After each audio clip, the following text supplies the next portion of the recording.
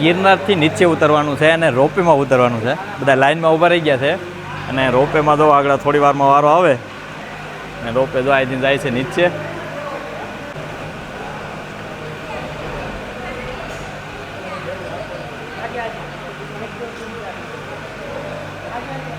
આ બોગી આવે છે એમાં આપણે બેસવાનું છે અને આ જો ફૂલ થઈ ગઈ, આ જાય છે ધીરે ધીરે નીચે અને આમાં આપણો વારો છે.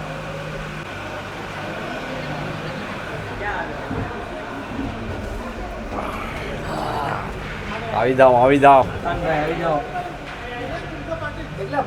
ગઈ ગઈ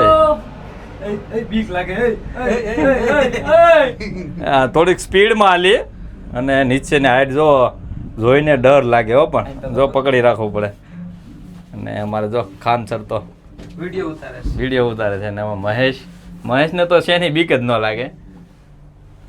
તો આવો જો રોપવેમાંથી નજારો જોવા મળે છે અહીંથી ને તે દૂર દૂર સુધી આપણે ગિરનારનું જંગલ અને આ જૈન ટેમ્પલ જો અને બીજી આ બોગી જો ઉપર જાય છે અને અહીંથી નીચેનો નજારો જો.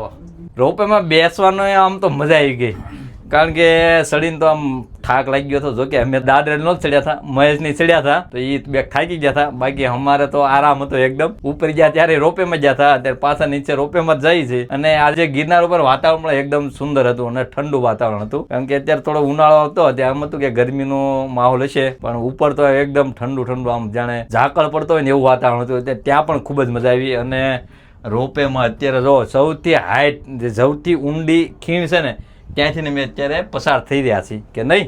બસ હવે આવવાની તૈયારીમાં છે. નીચે બતાવ્યું આપણે એમ જો લોકેશન પણ એક નંબર છે, આમ મજા આવી જાય એવું આજનું લોકેશન છે. જુનાગઢ બતાવ્યું, જુનાગઢ આમ જો જુનાગઢ. અત્યારે રોપવે સૌથી હાઈટ ને સૌથી ઊંડી ખીણ છે ને ત્યાંથી પસાર થઈ રહી છે. અને અહીંથી તમે નીચે જુઓ કેટલી હાઈટ છે, તમને નીચેની સાઈડે બતાવું.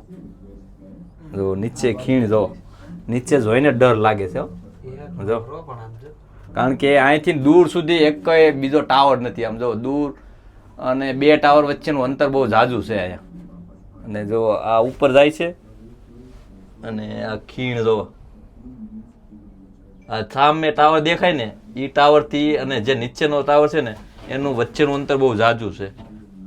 અને જો આ